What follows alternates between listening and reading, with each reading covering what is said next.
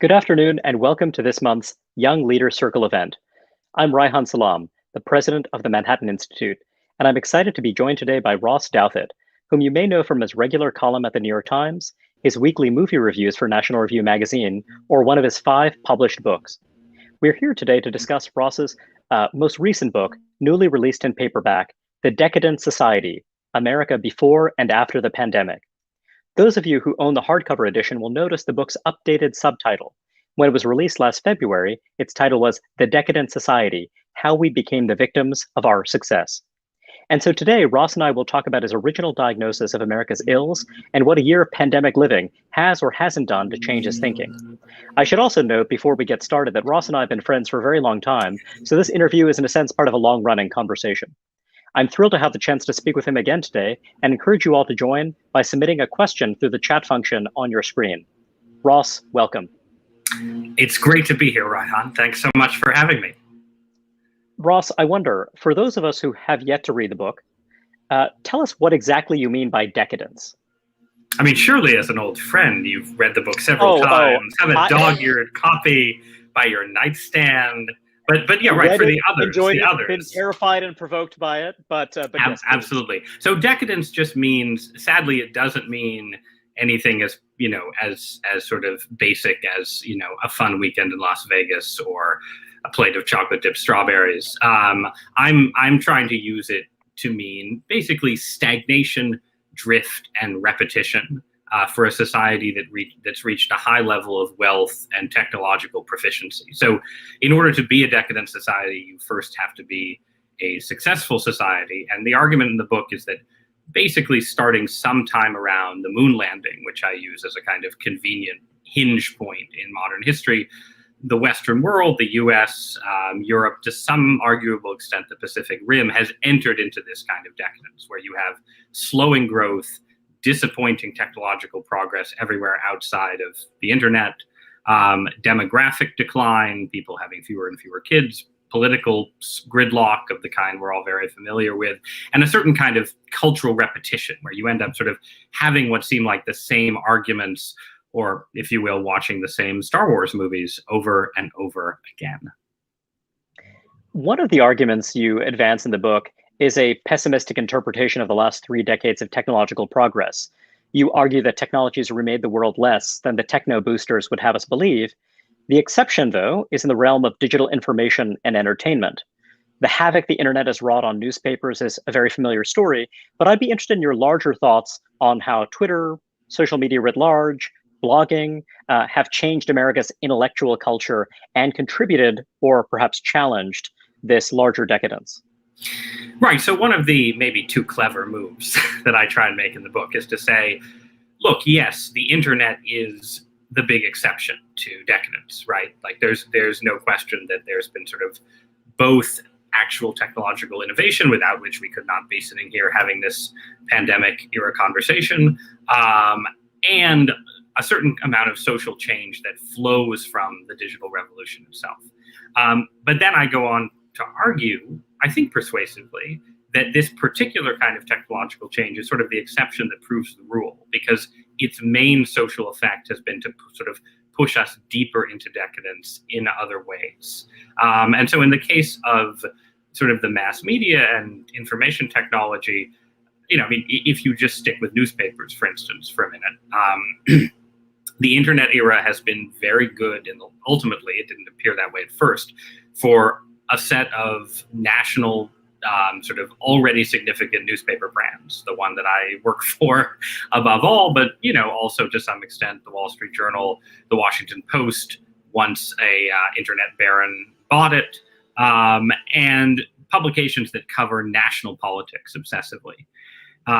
It's been terrible for news and information gathering at just about every other level of American society. It has hollowed out mid-sized American daily newspapers. My wife worked for one, the Baltimore Sun, as it was going through this process 5 or 10 years ago. This basically collapse from an institution that employed hundreds of people to an institution that employed dozens.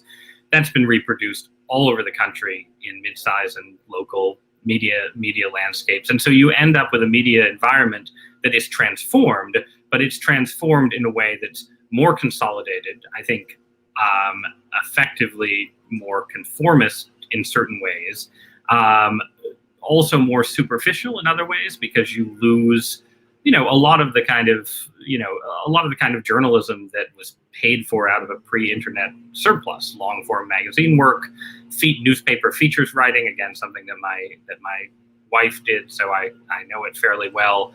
So a lot of that goes away. And then you have an interesting progression where there's this brief window with sort of individual media, right? Like blogging, basically, of the kind that you and I did together a little bit once upon a time, where the internet does create like new platforms and new conversations and new debates. So it sort of shakes up the landscape of op-ed. That happens. That goes on for about 5 or 10 years at the beginning of the 2000s. But then social media takes over. And the dynamic in social media is, I think, relentlessly anti-intellectual, anti-considered argument. It's sort of tribal and mob-based. And it has sort of, again, predictably negative effects on discourse. So, and now that may be changing again, right? We're in the age of Substack. I actually started a Substack to promote the paperback for this book. So I've sort of gone back to my blogging roots in certain ways. Maybe there'll be a revival of blogging. Maybe there'll be some revival of argument. But basically, the internet has been bad for mid-sized newspapers, geographical distribution of sort of information gathering, considered argument, and also bad outside the media landscape for, the mid-sized rock concert, the local symphony, like this whole range of cultural institutions that in an internet-driven economy don't have the purchase that they used to have. So it's not necessarily that Google is making us stupider, as an Atlantic cover said once upon a time, but at the very least, it's making us more boring in certain important ways, I think. Because of the consolidation, because of the homogenization that stems from these technologies? It's right. There's sort of cultural consolidation and homogenization, right, which is this kind of superstar effect that we're all familiar with, where a mid-sized band or a mid-level novelist, or all these people who made a decent living in 1997 struggle to make a living in an environment that's totally mediated by the internet, where the rewards to being super famous are incredibly large. This is probably true of Substack even too, right? That you have sort of a few really big name figures who can go there and make a good living, but it's not, it's not the equivalent of having a widely distributed network of magazines and newspapers. So that's part of it. And then the internet also sort of drives, right now at least, it drives a kind of quasi-monopoly in information. You have lots of search engines, sure, but everyone uses Google. You have Amazon as sort of a homogenizing force that, in a way that may extend to effectively censoring books that the people who run Amazon don't like. And even something like Wikipedia, right? Like Wikipedia is a tremendous marvel of the internet age. Is it actually a more interesting reference work than the Encyclopedia Britannica? I think that's open to question. There's, there's sort of, even there's a certain kind of homogenization, I think, that internet effects create, and which again is sort of the opposite of what was expected, right? The idea at the outset of the internet was you would have this wild diversity of viewpoints and, an army of Davids taking down these big media Goliaths. And instead, the big media Goliaths are the only media companies still standing. When you released the hardcover edition of the book, you envisioned a number of scenarios that could break us out of the stagnation and repetition, a number of near apocalyptic events that could shake things up. And I wonder what you think about the COVID-19 pandemic in that context. Was this enough to kind of break us out of our cultural torpor, or not quite? I mean, one, I feel bad because I feel like I, tempted the gods and summoned it into being by releasing. If you release a book, proclaiming an era of stagnation and torpor, and then 3 weeks later, while you're on book tour, a plague lays waste to the world, you feel like maybe you've made some kind of fundamental existential mistake. But I think the short answer is it's too soon to tell. I think you can see areas where the COVID era could push us away from decadence, right? That the speed at which we developed a vaccine, for instance, is not decadent. It's the opposite of decadence, right? And there's a whole set of potential medical breakthroughs that could follow from the sort of the push that the vaccination research gave us. And then beyond that, you can certainly tell a story where a society that's been through something like this becomes more open to sort of pushing ahead with different, other forms of technology. There's a lot of writers right now who are arguing that the age of technological stagnation is about to come to an end, and that, that we'll have a series of really impressive breakthroughs, self-driving cars and the like over the next 15 or 20 years. And if that happens, then we'll look back and say, well, in a way, COVID was this kind of hinge moment out of that particular kind of decadence. In other areas, I'm more pessimistic. I think that some of the social trends, including the media trends we were just talking about, probably deepened by the last year, right? So if you think of decadence as partially a function of atomization, of people not forming relationships, not getting married, not having kids, sort of drifting through life, reasonably well off, but in a sort of, in unhappy and unattached, a year of young people not being able to go out on dates, nobody being able to get married, and, what seems like a very real COVID baby bust. I mean, those are all bad signs. Now, maybe there'll be some kind of bounce back effect and we'll get, a sort of economic boom that ends up being a kind of fertility boom as well. But if you're just looking at it right now, pushing everybody deeper into their screens for a year and away from human intimacy and human contact probably deepens the kind of decadence I'm talking about. And then politics, who knows? You could tell a story where COVID sort of killed off a couple of rebellions against decadence, right? That a year ago, Donald Trump was president and Bernie Sanders was about to be the Democratic nominee. So you have a populist and a socialist sort of rebelling against establishment sclerosis. Now Trump is gone. Sanders is sort of in the fold of a Biden administration that, is run by a literal aging embodiment of the prior establishment. That seems like more decadence. But then again, there are certain ambitions I think the Biden White House has that a Democratic administration wouldn't have had absent the pandemic. So maybe there is actually a surprising opening for a kind of progressive attempt to escape from decadence via the power of massive deficit spending. So we'll see. Some months ago, you wrote a column that was not very well received. You were widely denounced. Of course, this could be any number of columns, Ross, but the one that I have in mind in particular is a column in which you just made the case that the United States experience with COVID-19 was not especially unique. The notion that we were victims of a particularly egregious public policy failure wasn't really borne out by the comparative experience. And now that's an argument that other people are tentatively willing to make as well, partly because the political environment has changed.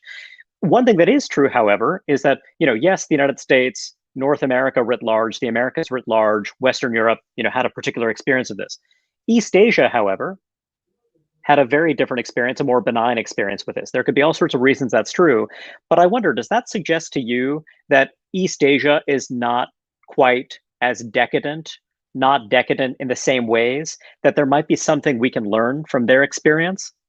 Yeah, absolutely. I mean, I think one of the takeaways from this whole year is that political decadence, institutional decadence is unevenly distributed. It's unevenly distributed within the US, right? Where, basic scientific research is less decadent than the CDC, right? The fact that what we did with vaccines was not decadent. What we did with testing at the outset of the pandemic reflected all of the kind of institutional failures that I'm calling decadent. So there's uneven distribution within the country, within a culture.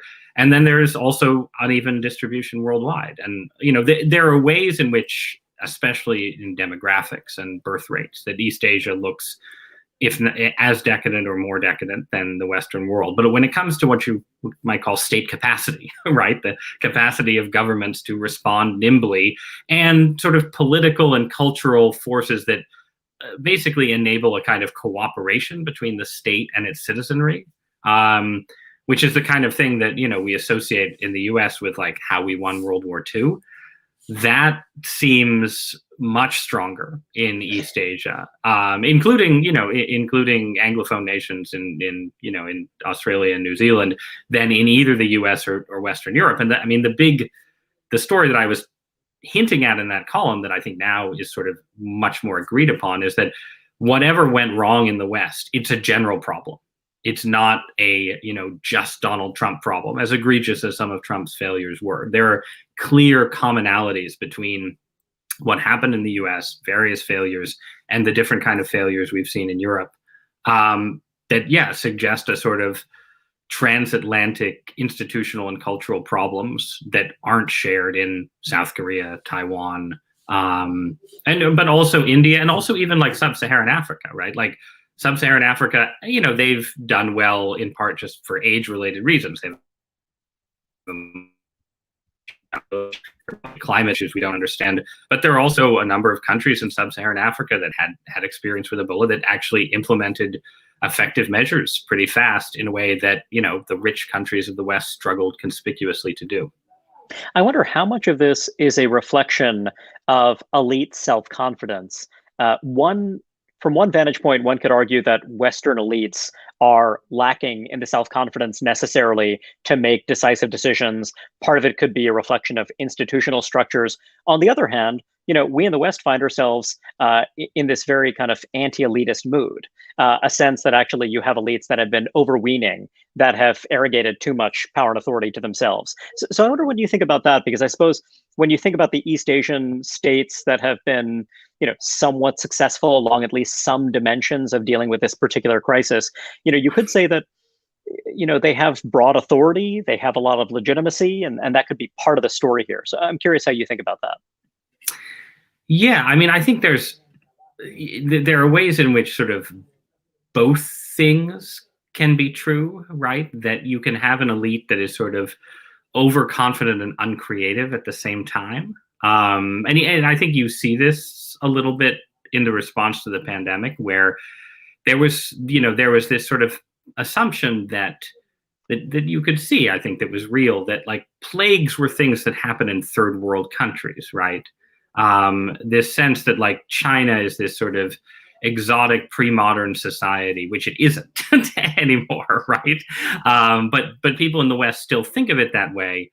So they would look at, say, the initial outbreak in Wuhan and say, well, this is something that, is happening in China because it's a culture where people can't, public health authorities aren't capable, and you have an authoritarian regime, and people are, have raw meat and wet markets and all these things, and we don't need to worry about it migrating here. So that's sort of the overconfident side of things. And then but then that sort of merged with this kind of paralysis and uncreativity once it becomes clear that, the disease is actually coming here. This sense that, well, you can't possibly, shut down travel in these ways. You can't, this sort of fatalism that shows up in both, I think, left-wing and certain libertarian responses to things, or that takes different forms, right? There's sort of a right-wing fatalism that says, well, we can't possibly shut down the economy in these ways, even if it means hundreds of thousands of people will die. And then there's this sort of liberal bureaucratic fatalism that says, well, if it takes months and months to get a vaccine approved, we just have to trust the experts and trust the science, right? Which was the liberal mantra. And, there were ways in which we needed to trust the science, but there were also ways in which we needed to question institutional science and demand more of it, more from it, right? More from the FDA, more from the CDC, that we didn't do. And we haven't even done, even down to the present, as successful as America's vaccine push has been, there was still a certain passivity about approving vaccines faster. Literally thousands of lives were at stake in whether a committee would hold a meeting on a Wednesday or a Sunday. And there just didn't seem to be as much sort of dynamic energy among American elites as you would want. It does seem as though there's this strange contradiction between do we treat this as a matter of genuine urgency or do we not? And there are many aspects that were revealed in the behavior of different agencies, bureaucracies, and what have you that suggested that we weren't, in fact, seeing this as an urgent, grave threat. I wonder, you are an avid consumer of popular culture, and you have made a number of incredibly polarizing and enraging observations about what you see as the declining quality of the movies. So I wonder, how do you see the kind of state of American cinema in 2021 as reflecting decadence? Well, so in 2021, American cinema was dead, right? I mean, the pandemic, and this was another way in which the pandemic sort of accelerated decadent trends. It didn't just hurt, it killed off the kind of venues in which all non-internet based popular culture exists, movies especially. So everyone was sort of just driven back to the internet and into, peak television, which is streaming TV mass form. So that was 2021. The trend before that, which may return if the movies return, was towards its own version of sort of consolidation on the one hand, right? The rise of the incredibly expensive blockbuster movie that can be can pay for the entire company and be sold to the widest possible global audience is like the only major art form still being made in Hollywood, joined to this kind of repetition, this inability to escape the fantasies of the baby boom era, where, with the exception of Harry Potter, all of the stories that Hollywood tells and retells come from a sort of 1940 to 1980 or so time period. The comic book movies especially, but Star Wars also falls into this category, and a lot of lesser entertainments as well. And some of these stories are great, right? Like I'm not a huge superhero person, but there are superhero movies I enjoy. I love the original Star Wars, like any good child of the 1980s. But when you're watching, say, the new Star Wars trilogy, the one that finished up with Rise of Skywalker, what you see is people they're literally just making the same movie, right? Over and over again. And that's a particularly egregious case. But one reason that there's been this weird sort of critical hosannas to everyone's surprise over Zack Snyder's 4-hour, Justice League cut that was just released on HBO is, people are not actually saying this is a really good movie. It's not, in fact, a really good movie, but it's a movie with an ethos, right? With a sort of insane mindset, as an insane creative mindset behind it. And even that has sort of been leached out of Hollywood. And, I think the rebuttal to this, and I got a version of this for a column I wrote over the weekend talking about the decline of sex and romance in the movies is, well, this is true of the movies, but actually all the good stuff has migrated to television, right? To cable and then streaming. And I think this was definitely true in the late 1990s and early 2000s. You did have this window, the sort of Sopranos, Breaking Bad era, where there was, a lot of serious creativity happening on TV. I'm less sure about it in this age of sort of peak TV, where the economics of the TV business have shifted to just maximizing the amount of content that you can produce in order to just keep people turning over their Netflix and HBO subscriptions, all the endless streaming services. And as a consumer of a lot of this stuff, I don't think there's enough writing talent in Hollywood to make any of these shows the equal of the smaller number of shows that we now consider sort of golden age TV.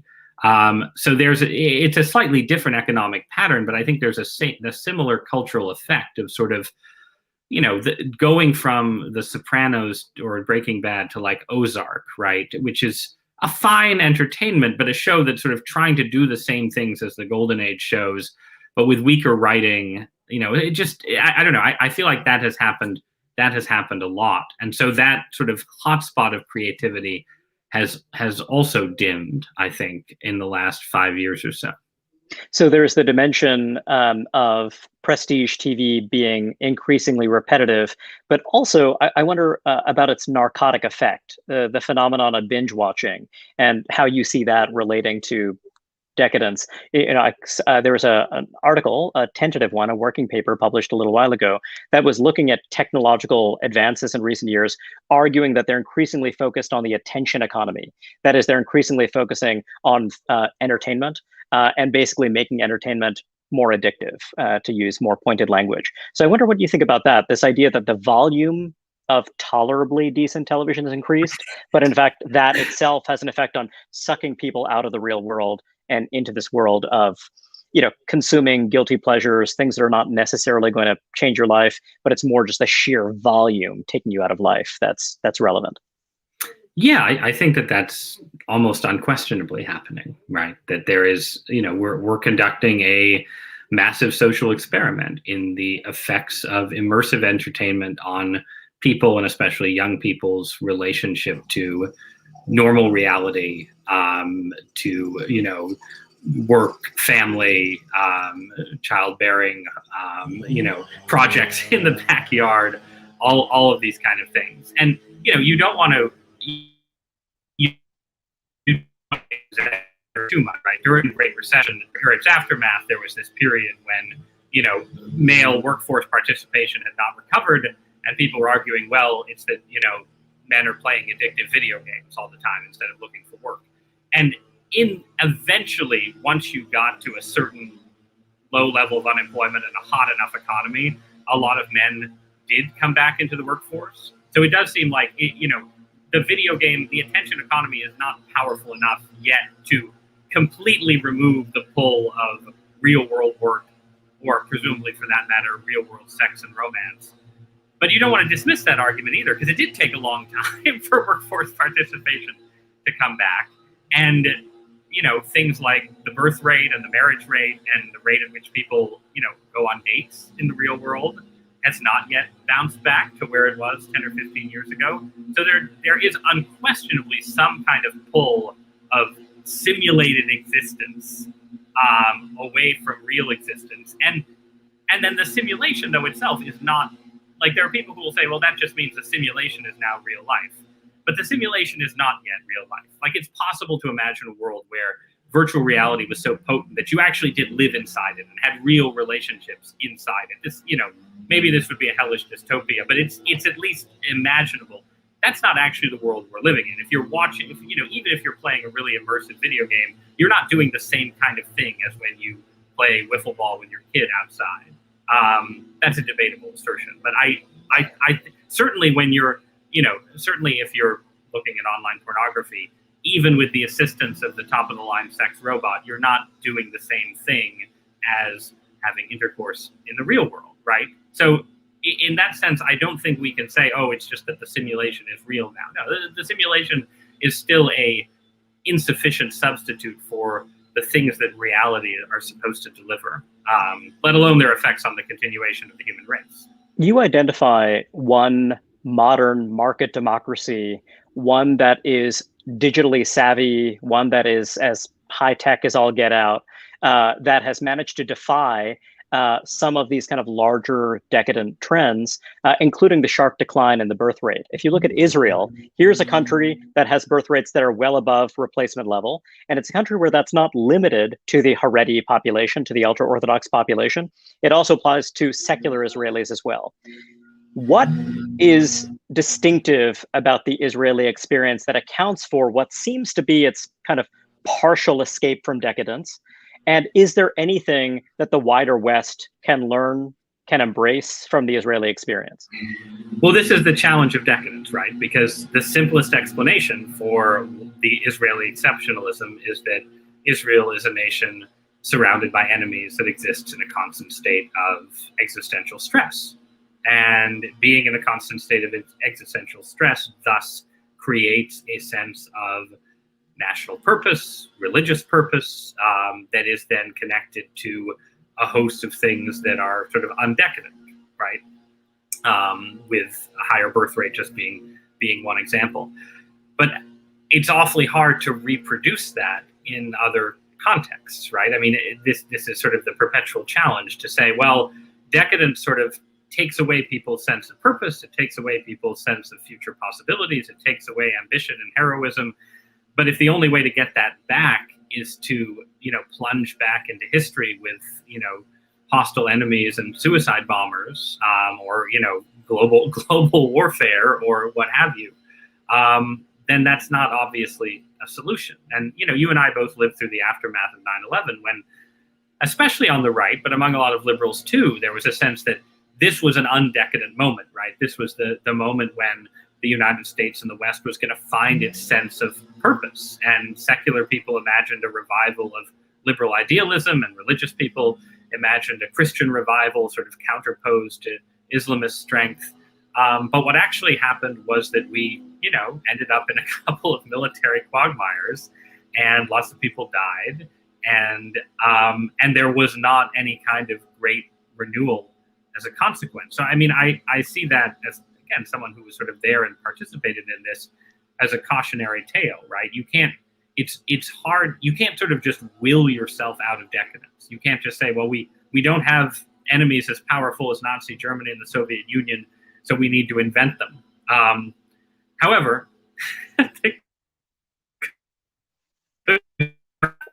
is that in China we actually have or an enemy that is somewhat more serious than Islamic radicalism was.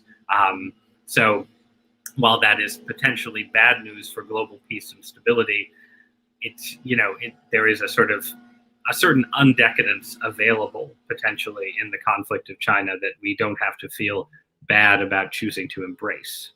Maybe one more kind of banal explanation for Israel's unique position, that I've heard advanced by some Israelis, is that Israel is a place where the institution of the Sabbath is just still incredibly vital and important.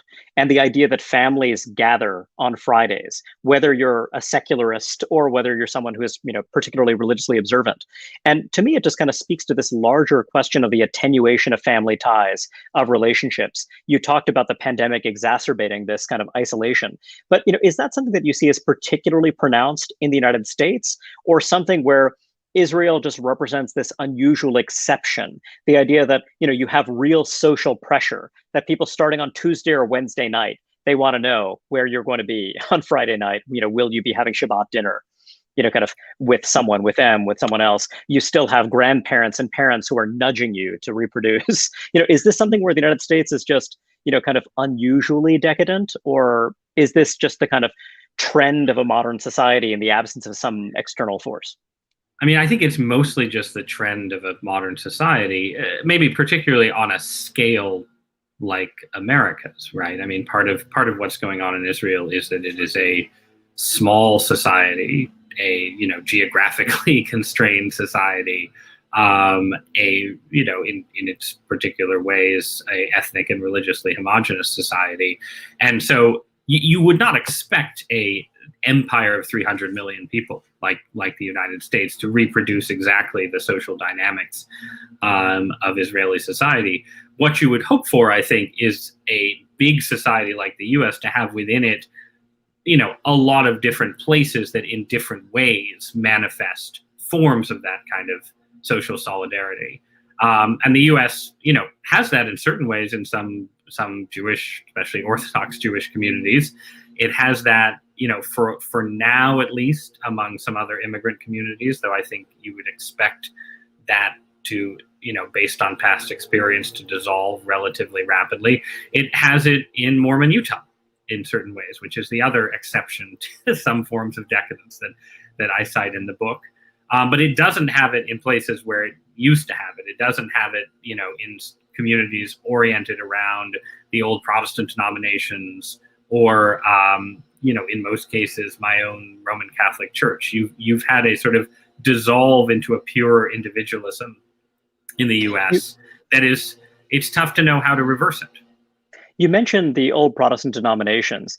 One idea you've advanced is that when you look at the discourse of anti-racism, when you look at the rise of what we on the right call woke ideology, that you see something that could, to your mind, have a positive dimension, which is to say it could help fill the void left by the decline of mainline Protestantism. Can you tell us a bit about that?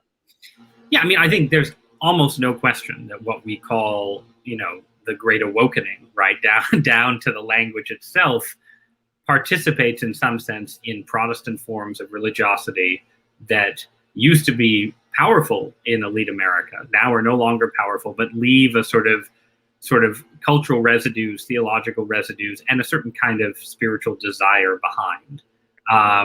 So I think calling wokeness a form of post-Protestant religiosity, it doesn't explain everything about it, but it's a really useful analytic tool.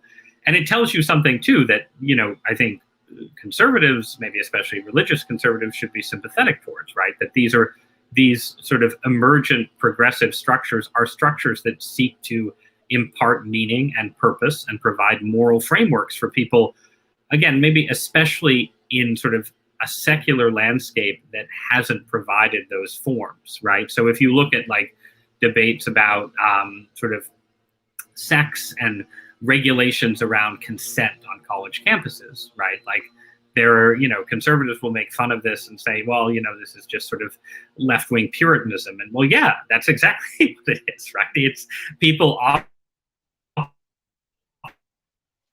sexual and romantic landscape that sort of, tore down the structures that used to organize sexual relations.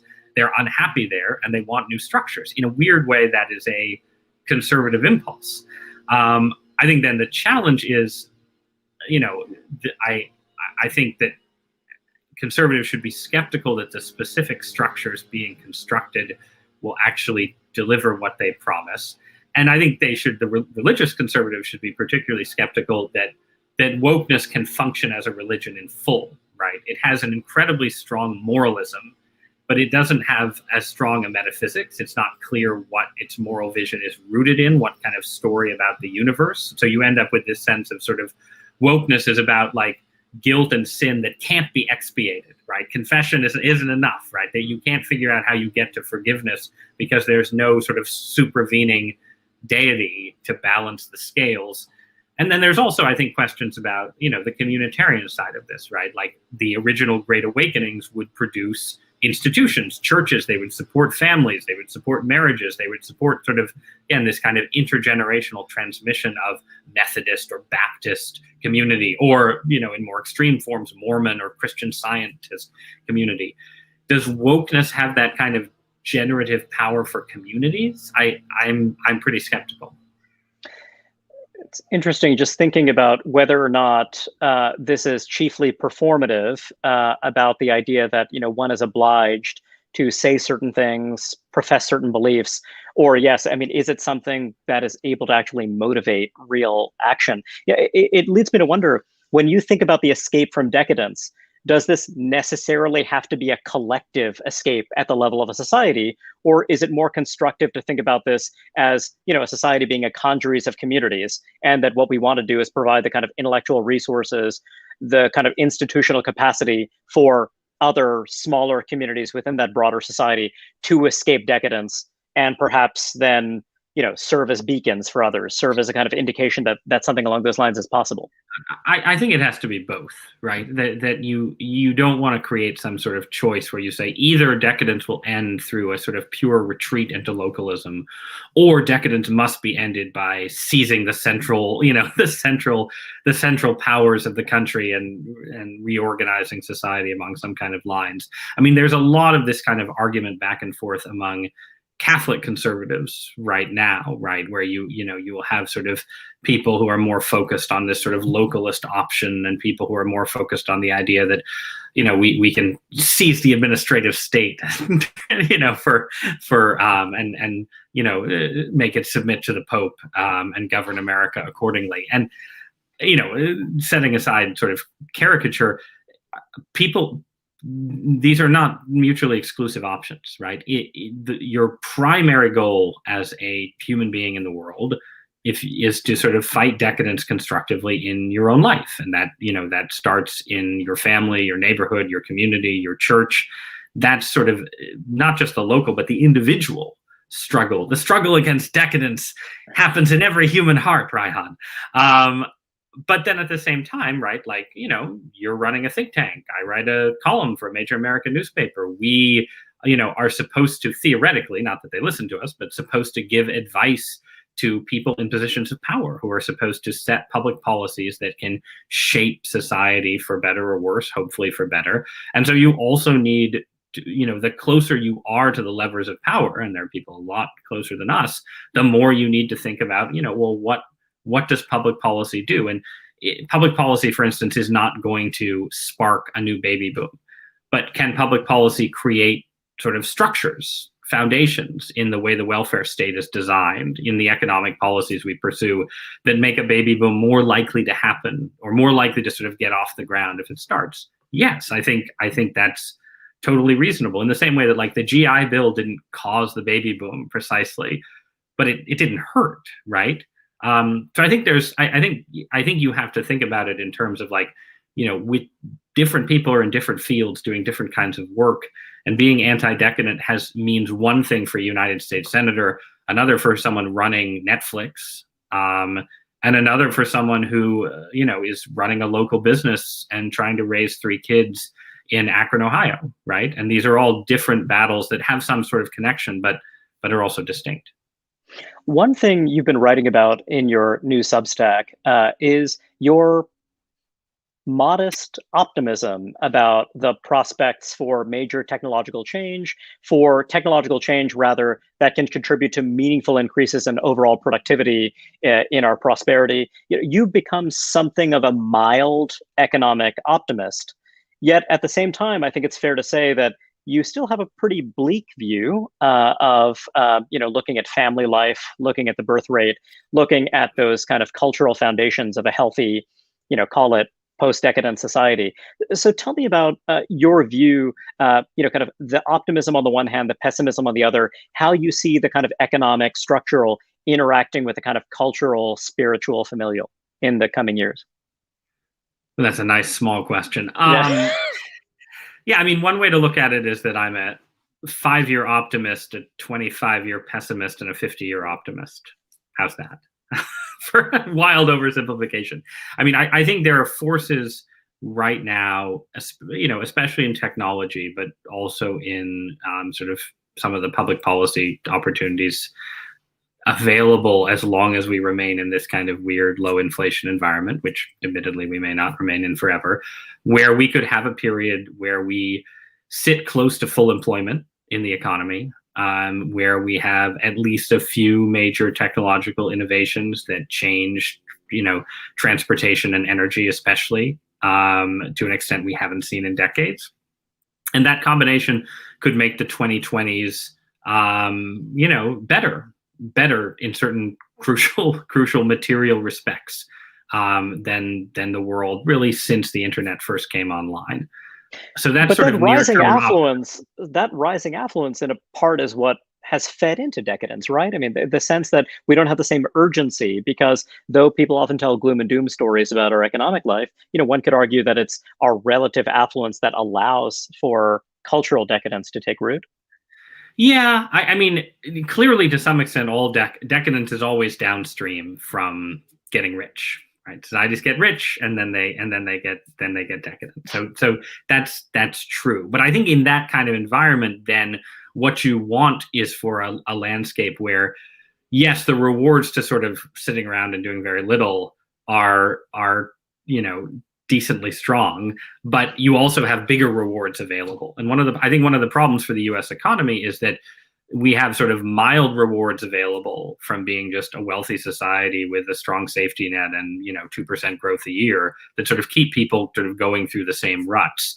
But if you actually have the sort of more of a surge that is simultaneously bringing more people into the workforce, creating more competition in various kinds, and also creating sort of outsized opportunities to build fortunes somewhere other than Silicon Valley, then maybe you get sort of a little more pull of sort of dynamism and ambition. I think that, like, if you can get to 5% growth, maybe the higher rewards lead to higher ambitions, even given the corrupting effects of great wealth. That would be the optimistic story.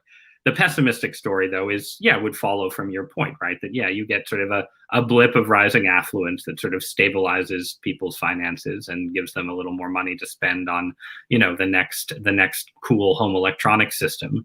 But fundamentally, the social dynamics are the more important driver here. And nothing, even a small economic boom is not going to get us out of being a low birth rate society that's getting old quickly, that is stuck with sort of worsening relations between the sexes, which I think is a pretty important part of the drama here in ways that are beyond this conversation. But it's not clear to me that the problems there, they seem connected to the changing nature of work, the internet and how it affects dating, certain ideological trends that sort of where feminism and progressivism have ended up, none of which I think are going to change if we suddenly have self-driving cars, right? So that dynamic, I think, and this sort of pull of like simulated existence over real life, and sort of drugs, the pull of drugs, a society that has these incredible designer drugs coming in from China, even as we're legalizing marijuana. I think you can tell a story where we sort of then slip back into torpor pretty quickly. The 50-year optimism, does that stem from the sense that we are going to go through this period in which the kind of cultural costs of decadence will become so pronounced that some of those communities that as communities escape from decadence, their gravitational pull will grow, and on a 50-year time scale, that's what escape looks like? I think that's where I would tend towards optimism, right? So the shadow hanging over the Decadent Society, over the book, is basically Aldous Huxley's Brave New World, where you get into a really dystopian dynamic, where you have this level of wealth and technological proficiency, and people just sort of live inside simulations, take mind stabilizing, mood stabilizing drugs, and this society is just stable and dehumanized forever and ever, right? But I don't think reality is likely to work like that. I think human beings are more complex and prickly and creative than that. And yeah, I mean, I think at a certain point, the atomized society becomes unhappy enough that there becomes this premium for strong communities that leads to, let's say, communal and religious revivals, right? Or the intellectual landscape becomes bare enough and depressing enough that there becomes a premium for, hey, I'm going to, read a great novel instead of just scrolling Twitter. And also that there's sort of a selection effect, right? So if you get into a really low birth rate society, the people having kids are presumably the people who have figured out, like, well, how do the sexes relate to one another after feminism, after the sexual revolution in a post-scarcity society? Differential fertility asserts itself, right? And that doesn't mean some sort of hyper trad future where it's like, okay, the Amish and Catholics having 12 kids, and and sort of certain kinds of really zealous Calvinists inherit the country. Like, maybe some of that happens, but some of it is people who are, more secular or less zealously religious still figure their way to new modes of forming families and communities that work in a way that our current modes don't. So yeah, that's sort of the like Hayekian, sort of optimism that decadence can't last forever, because people aren't just going to be content in dystopia, and you will get, the future belongs to the people who have kids and form stable communities and families. And at some point that has to sort of turn things over to something more humane, creative, and flourishing, unless, we're all subjugated by the People's Republic of China by then. We have a number of questions from the audience, Ross. One is just building on your remarks just now.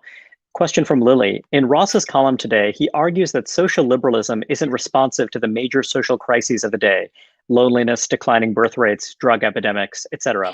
But does Ross perceive a cultural conservatism that speaks to these issues? The Jordan Peterson phenomenon comes to mind, but other social conservatives seem intent on combating social liberalism's excesses on race and gender. Any thoughts and response? Yeah, so that's a really good question. So good, in fact, that I've been thinking about how I can write a column about just that question. So yeah, I would say right now, social conservatism mostly just exists as a kind of bulwark against certain ways that social liberalism seems inclined to make some of the problems I'm describing worse, right? So, whether it's, I mean, I mentioned drug legalization, right? Like, even the sort of vogue for polyamory, like the New Yorker has a big feature story by Andrew Solomon, a terrific writer, about, the next frontier, obviously, in social liberalism is polyamory. And like, there's a side of social liberalism, I think, that just, for various reasons, just always sort of pushes towards a form of sort of hyper individualism, social individualism, even though, polygamy in the traditional sense is not that. And you can make a case for social conservatism just on the grounds of being like, okay, you need a force in society that says, hey, social liberalism, maybe you don't need to legalize heroin just yet. Or like euthanasia, right? Like, this has happened sort of in stages, but it's clear from experience in Canada and parts of Western Europe that social liberalism tends towards the legalization of suicide, not just for the terminally ill, but for a much larger population that I think social conservatives reasonably see as not just, leading to sort of specific tragedies, but creating a larger culture of suicidality and right. So trying to say no to that is actually a valuable thing. But it's also totally true that it's not enough, right? You don't rebuild sort of society just by saying no. And I think the challenge for conservatives is, again, in like a big diverse country, there isn't sort of a single social conservatism that's going to prevail as an alternative. And someone like Peterson is popular in part because he isn't pushing a single social conservatism. He's like, hey, why don't you guys read the Bible, see what the Bible has to say, right? We got these books that were written before 1965. Let's see what they have to say. And he can appeal to a broad audience precisely because he isn't, at least not yet, a sort of converted Christian in a particular tradition, or a practicing Jew, or any of these kind of things. But at a certain point, you need actual communities, and those communities, I think, pretty necessarily have to be sectarian in certain ways. You need sort of specific forms of mostly religious revival. It's very hard to have a society that sort of embodies the insights of social conservatism unless those are transmitted through some kind of religious tradition. And that has to happen sort of tradition by tradition, place by place, region by region, in a way that isn't amenable to sort of like the Republican Party's solutions, I think, except insofar as you can, again, sort of push back against excesses and build foundations. So in a sense, a kind of minimalist path forward where it is resistance to this kind of individualizing cultural trend is the way to think about it. I mean, I think like, again, I think a generic sort of pro-familialism from the Republican Party is good, right? And I think, I mean, abortion is a very particular case, but I think, having a pro-life political party is obviously valuable. But there's a thing that social conservatism requires that politics just can't do. I will ask two questions together as they are somewhat related. The first is a question from Mark. Ross has previously remarked that he doesn't believe there's a left-wing path out of decadence. What does he think the shortcomings of our neo-Keynesian moment are? And then a question from David. Many commentators have argued that the Fed is the most successful federal institution, attributing its effectiveness to its insulation from the democratic process. But that is also true of the CDC. How does Ross make sense of the Fed's swiftness and the CDC's sclerosis? So on the latter question, I think it's less about like some sort of decadence, qua decadence, and more about sort of learning from experience. I think that the Fed did not handle necessarily the 2007 to 2009 period as effectively as it should. It was probably more fearful of inflation for too long than it should have been in that window. And it learned things from that experience that then informed the, at least so far, more successful response. Whereas the CDC, I mean, we had, the Ebola and SARS experiences, but those were nothing like COVID. And so there you could defend the CDC and say, look, the Fed had an experience that it learned from. This is hopefully the experience the CDC has learned from. That being said, I think there are also ways in which the Fed is this kind of, it's a more elitist and less bureaucratic institution. And in that sense, you know, to the extent that like bureaucracy tends towards decadence in particular ways, the specific structure of the Fed is, I think, a little more immune to some of those effects than the structure of the CDC.